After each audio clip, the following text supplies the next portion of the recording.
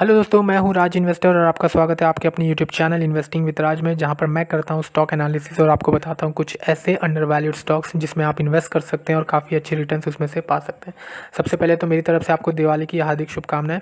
I hope कि आने वाला समय हमारे लिए प्रॉफिटेबल रहे और हमें काफ़ी अच्छे रिटर्न्स मार्केट से मिले। तो दोस्तों, आज का जो टॉपिक है वो आरती ड्रग्स लिमिटेड का है।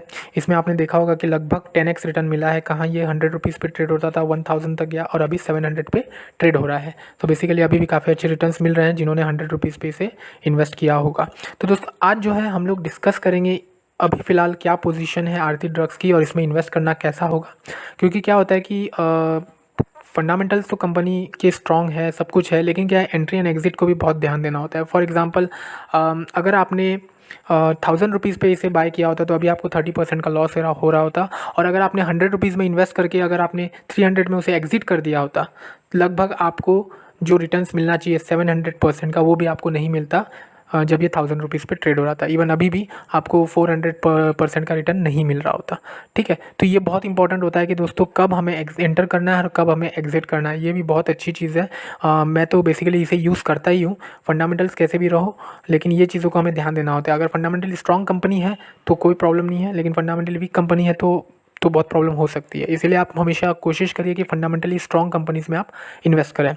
तो दोस्तों, यहाँ पर मैं आपको और एक चीज़ बताऊँगा कि ये जो 10x का जो रिटर्न आया है, इसमें एक्चुअली क्यों आया है ये 10x का रिटर्न। प्री कोरोना में ये लगभग 100 के करीब ट्रेड हो रहा था, और प्री आफ्टर कोरोना जो लॉकडाउन हुआ उसके बाद से ये जो है काफ़ी अच्छा उछाल इसमें देखने को मिला है। इसका रीज़न क्या है, ये भी मैं आपके साथ शेयर करने वाला हूँ। और आप इसको ध्यान से देखिए इस वीडियो को, ताकि आपको पता चले कि कैसे आप इस तरह के जो मल्टी बैगर्स होते हैं, जो 10x return, 7x return, 5x return, इसे हमें आइडेंटिफाई कैसे करना है, वो मैं आपको यहाँ पर कुछ पॉइंट्स बताने वाला हूँ, जिससे कि आप भी आइडेंटिफाई कर सकते हैं कि कौन से स्टॉक में आपको इन्वेस्ट करना है और कौन सा multi bagger, potential multi bagger बन सकता है। इसमें काफ़ी सारे पैरामीटर्स होते हैं जिससे हमें ध्यान रखना होता है।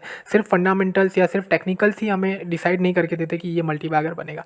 काफ़ी सारी चीज़ें हैं, जैसे कि आरती ड्रग्स के केस में क्या हुआ है कि ये एक बेसिकली फार्मा केमिकल कंपनी है। तो इस वजह से और जो बूम आया फार्मा का आफ्टर कोरोना, उसने इसको बहुत हेल्प किया है इस लेवल तक का रिटर्न देने के लिए। फंडामेंटली स्ट्रॉन्ग तो ये पहले भी थी, ठीक है। तो ये एक फैक्टर था जिसने इसे हेल्प किया कि 10x रिटर्न ये हमें दे सके। तो आज हम लोग उसी के बारे में बात करने वाले हैं, तो ध्यान से देखिएगा इस वीडियो को। तो दोस्तों, अगर देखें आरती ड्रग्स का, तो करंट मार्केट प्राइस 716 पर शेयर है। इंट्रेंसिक वैल्यू जो है वो 348 पर शेयर का निकल के आ रहा है। तो देखा जाए तो इंट्रेंसिक वैल्यू के केस में ये काफ़ी ज़्यादा ओवर वैल्यूड है, लगभग 100% ओवर वैल्यूड है। वहीं अगर कंपनी की प्रॉफिटेबिलिटी देखें तो प्रॉफिटेबल है, रेवेन्यू और मार्केट कैप जो है वो मीनिंगफुल है। रिटर्न ऑन इक्विटी इसकी फोरकास्ट हुई है कि लगभग 29.7% से ग्रो करेगी, जो कि आउटस्टैंडिंग है। Current net profit margin as compared to last year double है। अर्निंग्स जो है वो सिग्निफिकेंटली 21.6% पर year on an average grow करी है पिछले 5 सालों में। तो दोस्तों, यहाँ पर आपको एक पॉइंट याद रखना होगा कि आप जब भी अर्निंग्स देखें तो पिछले 5 ईयर्स का ग्रोथ देखें और साथ ही उसे कंपेयर करें इंडस्ट्री और मार्केट के साथ। जब आप इसे कंपेयर करते हैं इंडस्ट्री और मार्केट से, अगर वो उससे ज़्यादा है तो डेफिनेटली ये मल्टीबैगर बनेगा। ये एक इसका पैरामीटर होता है जिससे मैं सिलेक्ट करता हूँ कि ये मल्टीबैगर की इसके अंदर कैरेक्टरिस्टिक्स है। दूसरा, अगर आप देखें दोस्तों, अर्निंग्स ग्रोथ जो है वो पास्ट ईयर की 140% रही है, जो कि 5 ईयर के एवरेज को भी ग्रो कर गई है ना। 5 ईयर का एवरेज इनका 21.6% का है, जो कि 140 से काफ़ी कम है। लगभग 7x इसमें भी ग्रोथ हुआ है। ओके, तो ये एक चीज़ होती है। जो ही वहीं अगर आप फार्मास्यूटिकल इंडस्ट्री की देखें, अर्निंग्स ग्रोथ तो 22.1% का है। ओके, रिटर्न ऑन इक्विटी जो है दोस्तों 30.4% का है, जो कि बहुत अच्छा है। डेट जो है वो वेल कवर्ड है ऑपरेटिंग कैश फ्लो से, और मैनेजमेंट इसकी सीजनड है। बोर्ड ऑफ डायरेक्टर्स भी काफ़ी एक्सपीरियंस्ड है, और शेयर होल्डर को इन्होंने डायल्यूट भी नहीं किया अभी तक, ठीक है। वहीं अगर हम लोग रिस्क में देखें दोस्तों, क्योंकि अब ये इतना ज़्यादा रिटर्न दे चुका है, तो यहाँ पर जो इसके P ratio, PG ratio, PB ratio, ये काफ़ी ज़्यादा ओवर वैल्यूड रहेंगे। जैसा कि आप देख सकते हैं, पीजी रेशियो जो है वो 1.7x है, और काफ़ी वोलेटाइल शेयर प्राइस रहा है। लगभग आप देखें तो 40-50% का ऊपर नीचे यहाँ पर देखने को मिला है हमें। अर्निंग्स जो है वो 15.5% पर ईयर ऐसा फोरकास्ट हुआ है कि ग्रो करेगी, और ये इंडियन मार्केट से कम है। ओके, रेवेन्यू जो है वो भी फोरकास्ट हुआ है कि 15.7% पर ईयर से ग्रो करेगी, जो कि 20% से कम है। डेट टू इक्विटी रेशियो इसका जो है लगभग 40% है, जो कि मतलब सेटिस्फैक्टरी है, लेकिन इन्होंने जो है इसे रिड्यूस किया है 5 ईयर्स में। तो ये एक फैक्टर होता है दोस्तों जिसे मैं पकड़ता हूँ। और देखता हूँ कि इन्होंने डेट टू इक्विटी रेशियो को कम किया है या नहीं किया है। तो पिछले 5 सालों में अगर आप देखें तो लगभग 110% का डेट टू इक्विटी रेशियो इन्होंने कम किया है। ये कोई डिविडेंड पे नहीं करती है, ओके। और अभी आप एक चीज़ देखेंगे तो लास्ट 3 महीनों में इन्होंने, इनके जो इनसाइडर्स है, इसने काफ़ी सारे शेयर्स को इन्होंने बेचा है। मतलब यहाँ पर भयंकर इनसाइडर सेलिंग हुई है। तो इससे भी ये पता चलता है कि कहीं ना कहीं शेयर प्राइस में गिरावट आएगी, ओके। तो ये भी आपको एक चीज़ को इस मैटर को भी देखना होता है कि कहीं इनसाइडर सेलिंग या बाइंग हो रही है नहीं है। बाइंग अगर हो रही है तो वो पॉजिटिव होती है, लेकिन हर केस में नहीं होती है। कुछ केसेस में कुछ और रीजंस होते हैं जहाँ पर इनसाइडर बाइंग करते हैं, लेकिन कुछ केसेस में इनसाइडर बाइंग का मतलब ये भी होता है कि हाँ, शेयर प्राइस में कुछ ना कुछ उछाल आने वाला है। ये पॉजिटिव होता है शेयर प्राइस के लिए, तो उसका भी आप। वहीं दोस्तों अगर पी रेशियो पीवी रेशियो की बात करें तो दोनों काफ़ी ज़्यादा ओवर वैल्यूड है as compare to industry and market. अच्छा, यहाँ पर और एक पैरामीटर आपको देखना होता है मल्टीबैगर ढूंढने के लिए दोस्तों, कि इसका जो रिटर्न ऑन कैपिटल एम्प्लॉयड है, ROC जिसे हम कहते हैं, और ROA रिटर्न ऑन एसेट्स, ये पिछले 3 साल के मुकाबले में कैसा रहा है ना। तो अगर आप देखें यहाँ पर ROC आरती ड्रग्स का 30.8% है लास्ट ईयर का, और 3 साल पहले ईयर था 19%। मतलब काफ़ी ज़्यादा इंप्रूवमेंट ROC में देखने मिली है। ये भी एक रीज़न होता है कि जिससे आप पोटेंशियल मल्टीबैगर को आप फाइंड कर सकते हैं। दूसरा जो है रिटर्न ऑन एसेट्स, आपको इंडस्ट्री और कंपनी के बीच में कंपेयर करना पड़ता है। अगर आप देखें यहाँ पर तो 8.3% है इंडस्ट्री का, और कंपनी का 15.8% है, जो कि 7% ज़्यादा है।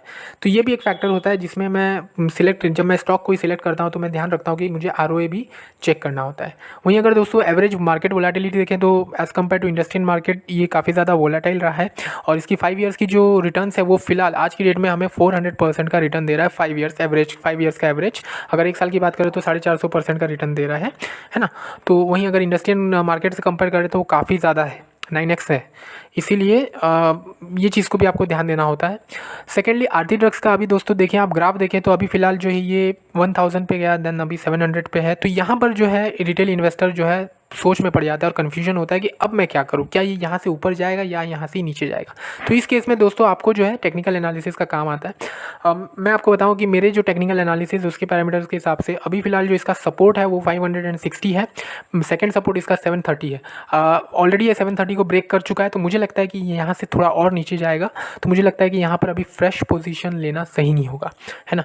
यहाँ से ये 730, जो 716 अभी करंट मार्केट प्राइस इसका चल रहा है, यहाँ से हो सकता है कि 800, 820, 830 तक जाए, क्योंकि मार्केट अभी अप ट्रेंड में है, मार्केट बुलिश जोन में। तो हो सकता है कि इसके साथ वो फ्लो करे और वो थोड़ा ऊपर जाए, लेकिन वहाँ से वो फिर नीचे आएगा, मुझे ऐसा पर्सनली लगता है। तो मैं फ़िलहाल अभी इसमें इन्वेस्ट नहीं करूँगा, लेकिन मैं वेट करूँगा कि ये 560 का लेवल पे आए, 500 के लेवल पे आए। उस टाइम पे मैं शायद इसे फिर से इन्वेस्ट करने की सोच सकता हूँ। तो फिलहाल मेरी तरफ से अभी इसमें इन्वेस्ट करना सही नहीं होगा। यहाँ पर हाँ एक चीज़ है, लेकिन आप एक्यूमुलेट करिए। लेकिन एक्यूमुलेट करने में क्या प्रॉब्लम है कि ये डिविडेंड तो पे करती नहीं है, तो एक्यूमुलेट करके भी मतलब उतना ज़्यादा बेनिफिशियल नहीं होगा। अगर आप इसे फिर भी आप इसमें इन्वेस्ट करना चाहते हैं, आपको लगता है कि हाँ ये रिलायंस जैसा परफॉर्म करेगा या 2000, 3000, 4000 तक जाएगा, तो मुझे लगता है कि अभी फ़िलहाल नहीं करके थोड़ा इसे कूल डाउन होने दीजिए, इसमें थोड़ी वोलेटिलिटी कम होने दीजिए, एंड देन हम इसमें इन्वेस्ट करने में कोई प्रॉब्लम नहीं है। तो मुझे लगता है कि 560 का आप अलर्ट लगा के रख सकते हैं।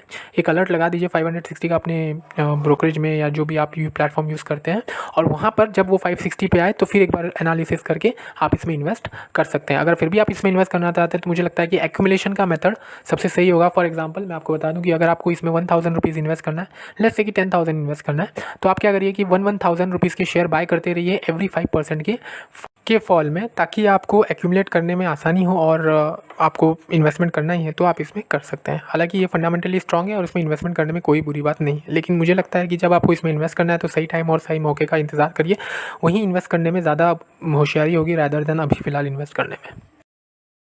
आई होप दोस्तों आपको ये वीडियो पसंद आया होगा। अगर आया होगा तो प्लीज़ लाइक कर दीजिएगा, साथ ही अपने रिटेल इन्वेस्टर्स भाइयों के लिए शेयर ज़रूर करिएगा, ताकि उनको भी हेल्प हो सके इस वीडियो का और वो भी अपने बेटर इन्वेस्टमेंट डिसीजंस ले सके दोस्तों। तो वीडियो के अंत तक बने रहने के लिए बहुत बहुत शुक्रिया।